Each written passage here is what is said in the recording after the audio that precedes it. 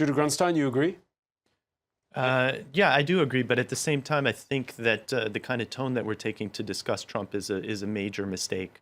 I think that we make light of him and we act like it's there's obviously humor involved. At the same time, he has a great appeal to a certain demographic. He manipulates them very expertly, and part of that appeal has to do with ridiculing global elites and elite establishment types like ourselves who comment on it from a very often condescending way, which is understandable. At the same time, it's a mistake because it's going to come back and bite us. Okay, so attack this from a non-condescending way.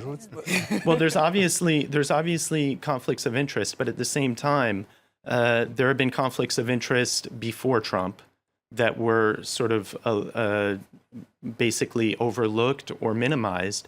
That's not to justify it, but it's to say a lot of the things that we're attacking him for will either seem not very understandable to some of his demographic and some of his constituency, or else hypocritical. And so in that sense, one example is the Taiwan phone call from last week.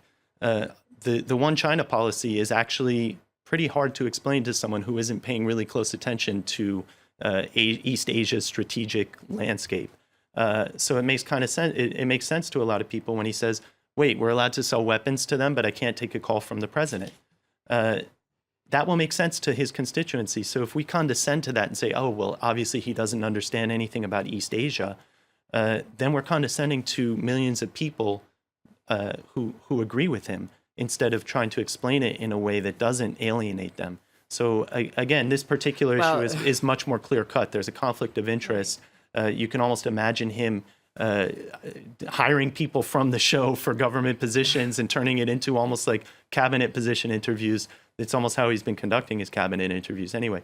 But at the same time, this is a more open and shut case. But I really think that the joke will be on the establishment and on pundits and on commentators if they don't address this in a different way. No, but